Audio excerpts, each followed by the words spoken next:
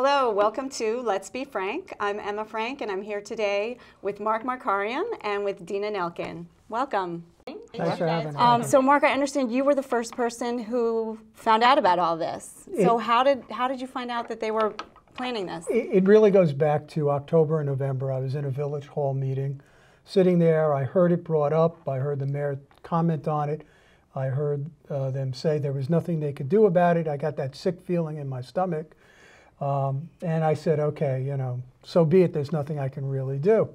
And then in January, I noticed they started to prep the ground. And I emailed the mayor. And he responded, yes, that's where the tower is going, and there's really nothing we could do. So on Super Bowl Sunday, I was driving home from my in-laws' house in Yonkers with my wife. And just as we drove through Ardsley, I looked up and I see this enormous cell tower up there.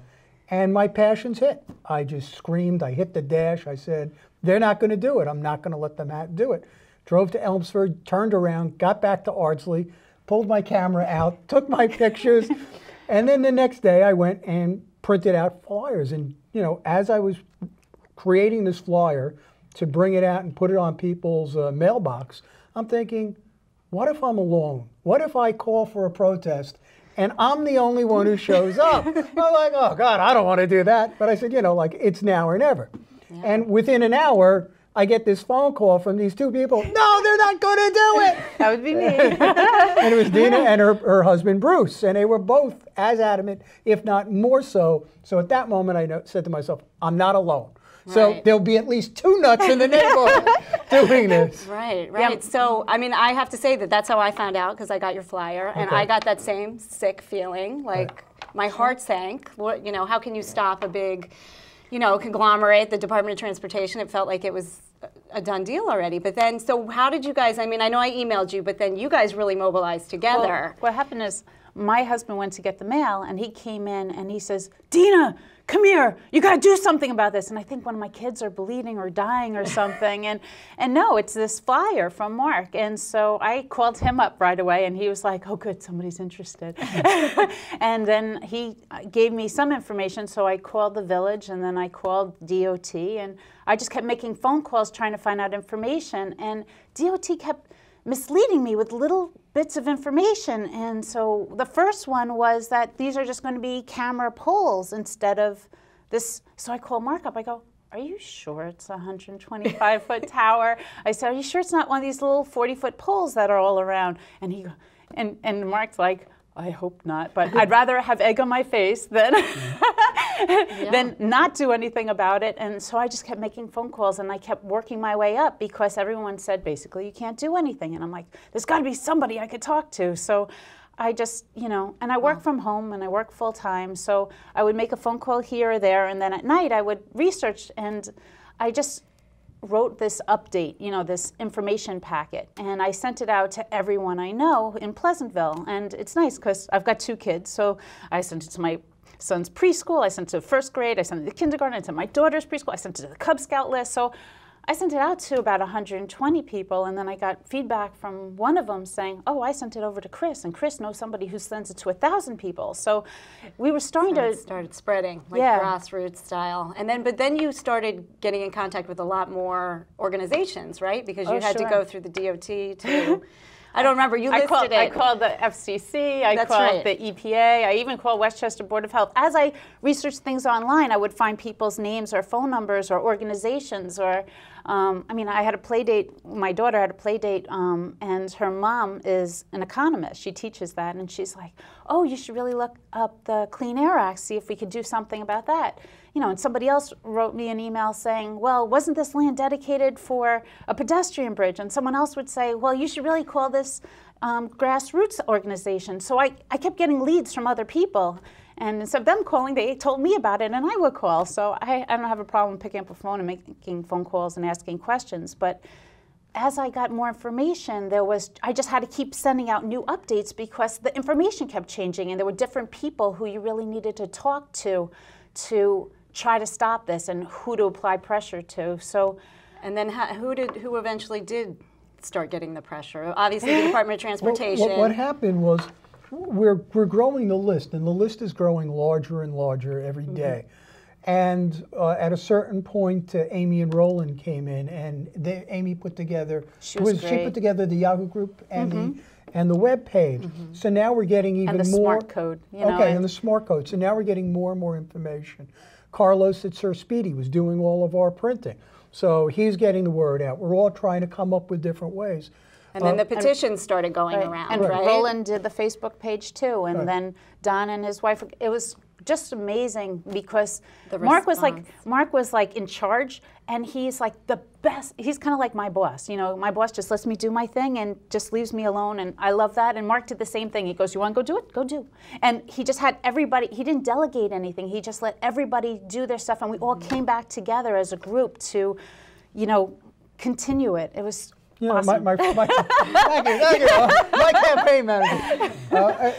As we were working, my friend Chris Marengo, he's an attorney in town, so he wrote up the petition. He put it online. We're going. Things are growing. Another time, we met at Starbucks in town during the day, like 11 o'clock.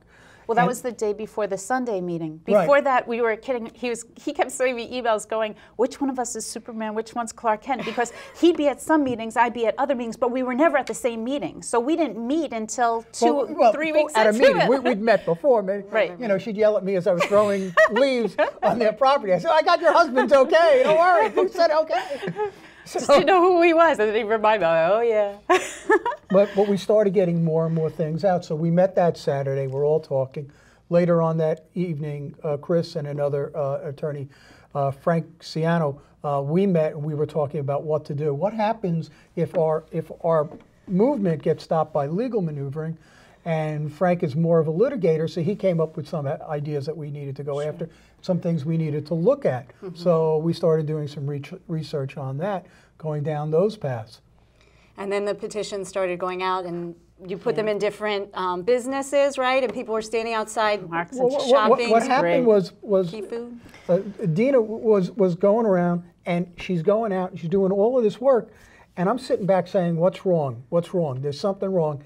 And I'm just watching, and I'm looking, and Chris tells me we got about 150, 180 signatures. I'm like, we don't have enough signatures. And the thing is, with social media, you forget that you have to be engaged in that media. And if you're not, nothing's going to happen. So what I said, okay, we got to print these out, and we got to go, and we have to stand in front of places and get people to sign.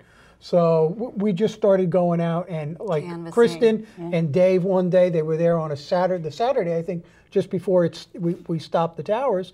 They're at Key Food for 3 hours on a Saturday morning, freezing, but getting signatures. Right. We had people at trains, we had clipboards in the different stores. I went to ShopRite, I think it was one morning. Chris went out, so we were all out there getting all different things. So when did, because I know that this was all also going on while the kids were on break, so Right. a lot of people were out of town, Yeah. and like I couldn't make the first meeting, I was away, but I came to the second meeting, and there were all these politicians there. It was really very impressive. When did you start getting them involved? Whenever I didn't, did you? I did. Okay. Well, I didn't. See, I didn't call But I any didn't call it- politician, and I didn't do because I knew everyone else was doing that, Right. and I said, okay, that's the one thing I don't want to, because I could get mad, and I didn't want to get mad at them. I think, let everyone else. But do I it. didn't do it on purpose. People would say, oh, you should really contact so-and-so, and would give me an email, and I just would add it to my list. So every time someone would respond, it was cool because I would get a call from somebody in Thornwood or Chappaqua saying, somebody forward me your email to somebody else, and your email's not on here on my copy, so I called information to get your name. I mean, people were really that, hyped up about getting it and wanting to know what was going on and put me on the list. And when they would email me, there'd be other emails, and I just kept adding to the list as far as apparently these people are interested enough to forward it. So my list kept growing. So right. And so what do you think was like the turning point with all of this? Like, I mean, because I came to that meeting on that Sunday, and I kind of felt like, boy, we got to dig in now, and like I was ready to go. That's actually funny because that was the turning point for me, because I was starting to get frustrated that DOT had nobody to report to. Because they had already met the FCC requirements. There was no, you didn't have to have a public meeting. And I'm looking at it from a standpoint where, hey, DOT's got $2 million plus for just these 7 towers. They're not going to want to give up that money. So I thought, there's no way that we're going to get this project stopped. I said the best we could hope for is to ask them to do the fiber optic, because I had found out from DOT how much each tower cost, and they said it was $318,000 for each tower complete, including everything. And they told me it was $400,000 to run it fiber optic. So it would have been like $176,000 or something like that if they were to do the full amount. But I said, why don't you just do it 5.5 miles? You've already canceled it north of that, and then it'll cost $26,000 less. So I thought maybe that would be a win-win situation for everybody. That gave some fudge room for whatever work they've already done and be able to make everybody happy. So I was looking for a win-win situation. And I gave DOT a deadline. I said, if you don't have this, changed, I'm having a rally on March 10th. And Mark's like, why are you doing this so soon? We're not ready for it. We didn't have people. I was like, we don't have enough people. I said from the beginning, I said, if we have 50 people, nothing happens. If we get 500 people, we get the press. And if we get 5,000 people, we have politicians shaking in their boots. And that's what I wanted. But she was calling him, going, no, don't do that. Go down that road.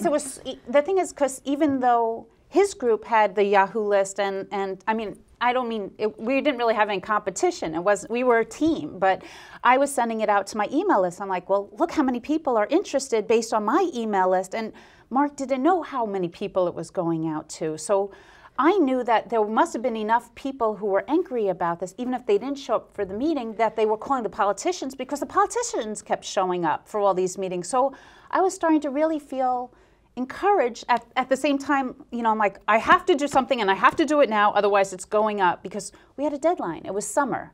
It was going. They told us that these towers were going up in the summer. We saw that they were doing work, and if we didn't stop it right now, they were going to order those towers, and at that point it was going to be like an impossible thing for us to do. So Mark motivated me, and I just kept going. So I mean, it's very possible that we could have all woken up one morning and just these towers could have been up, right? Right now there's what's called Jersey barriers in that spot. Okay. And one of the things we need to do, we really have to work on this now, is get those barriers removed. Right. Yeah. And the reason we need to remove them is for them to proceed, they need to put them back. And that becomes our signal. Our red So flag, now yeah. we know, so once they remove them and take them off site, now we have fair warning. As soon as we see them, we go wild. And that way we have a way to go and to argue, and we have a timing mechanism really to go after. Now, one of the things you said, why did it turn around? Now, one of the things I think might have happened is when we were at the meeting that Sunday, we had five politicians who were there, who were elected politicians, and one of the things we did in the presentation was we said to them, you're not at fault. You didn't do this. We said, here is the presentation that DOT gave you. And if we looked at this, we'd say nothing's wrong. Because what DOT did was provide a false narrative. They left out critical information. They showed pictures of the poles, the camera poles, and they stated that from the Taconic to 684 at that point, it was to be wireless transmission. Now, when we hear the word wireless, I'm thinking the router in my basement. Right. If I see the word microwave, I'm thinking tower. So they specifically left out the word microwave on purpose, and they showed pictures of 40-foot telephone pole size devices. When we gave the presentation, though, we superimposed a 120-foot tower. You were there, so you know. Yeah. You see this huge tower, and now we're telling the politicians, they lied to you. So if you're Andrea Stewart Cousins, who was there at the time, if you're the mayor, Peter, if you're Tom Abignati, if you're Michael Smith, if you're John Nona, you're furious at that point, because you're relying on DOT to give you all the facts, and DOT is not giving you all the facts. And that makes you, as a politician who's beholden to the people, in a very bad situation. So I think that also became a tremendous motivating force and said, this is not what you said. You've got to back up.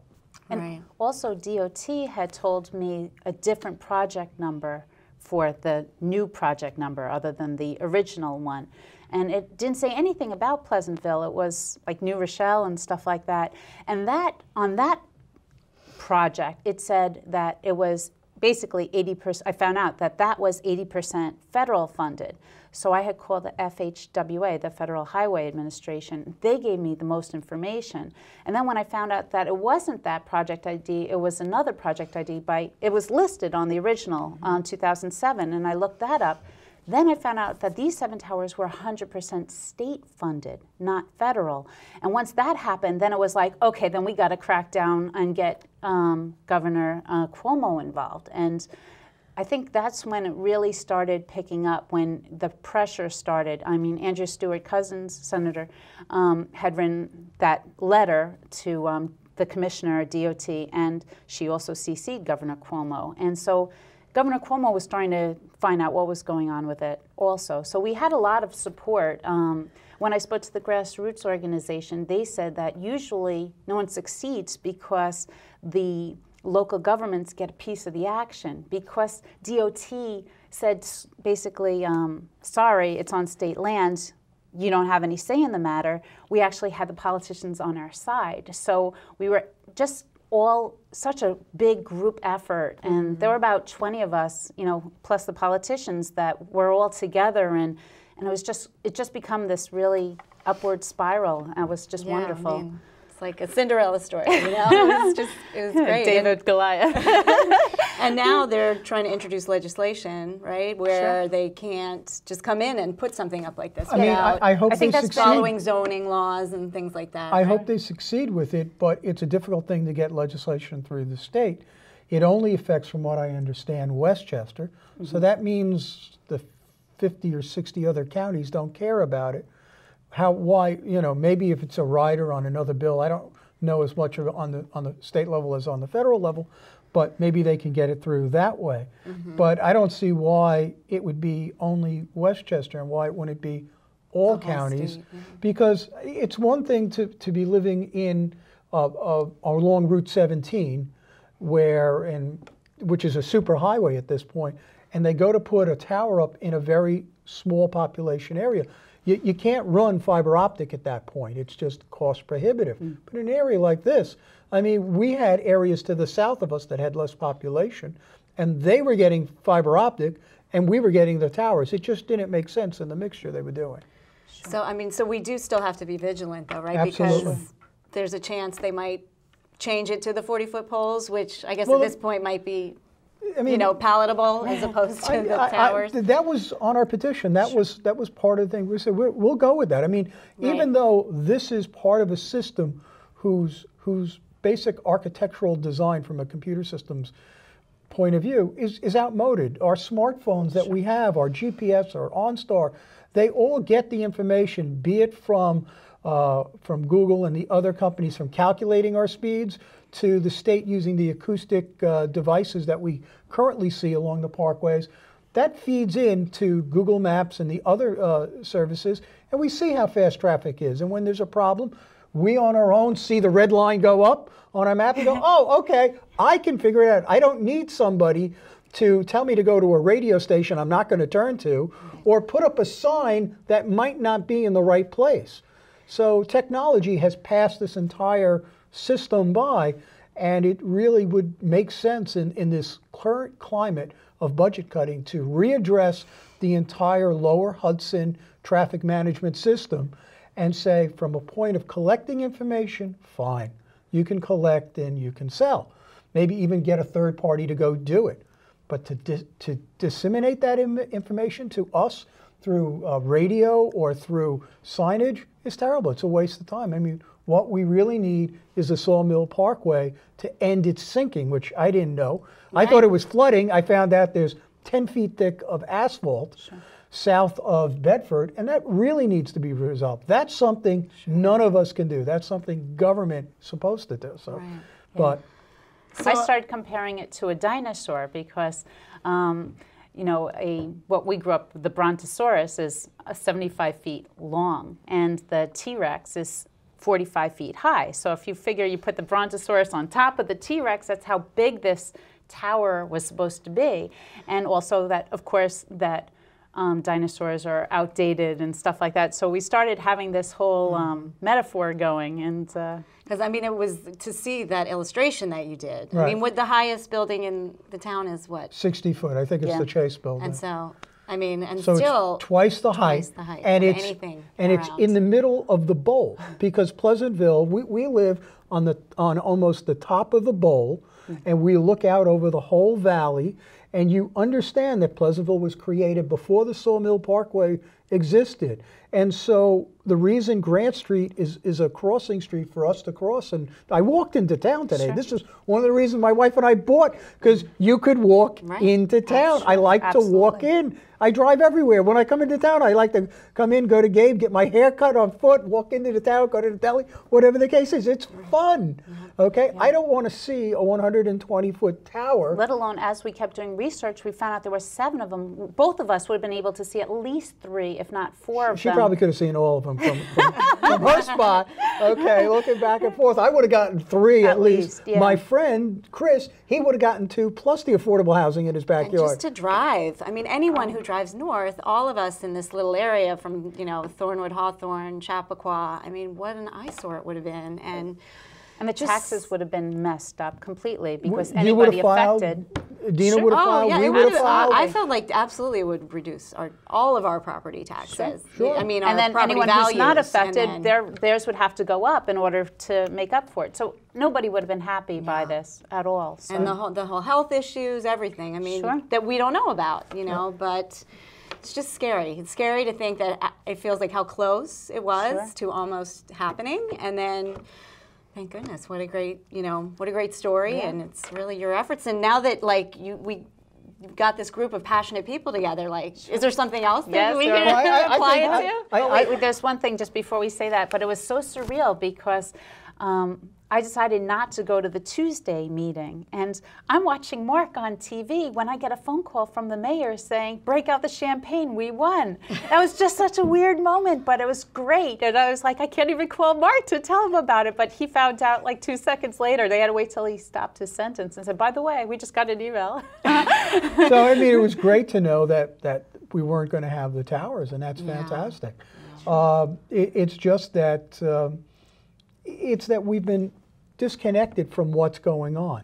And it's like, going back, you said, what else can we do? I mean, I look at the Sawmill Parkway, Yeah, and I that's say that's really something that DOT should have addressed a long time ago. If you look at the mandate, the reason DOT was doing this camera system, because this was 120 feet to have 4 cameras looking at the drivers and transmitting the data back. And 2 of the reasons were to make the roads safer and to 3, reduce emissions and reduce oil consumption. Excuse me, but when the road is flooded, I mean, when it is sunk and the water's over it and you can't get through it, and Pleasantville becomes bumper to bumper, nobody can get where they're going. We're It's not just on the Sawmill, the entire town gets the entire inundated region. Well, you with know, it. you see it. People make the illegal turn onto Grant, onto Pleasant Avenue, past your house, and so we're creating a safety situation.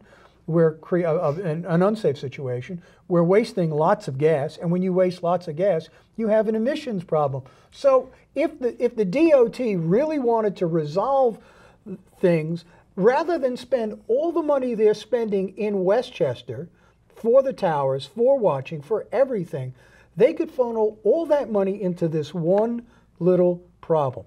And after they resolve this little problem, then they can go on to other problems. Maybe they should go to, I'll even concede, maybe they should go to Bronxville first, because I know there's a clump of homes down at between the Sprain Parkway and the Bronx River Parkway that continually flood.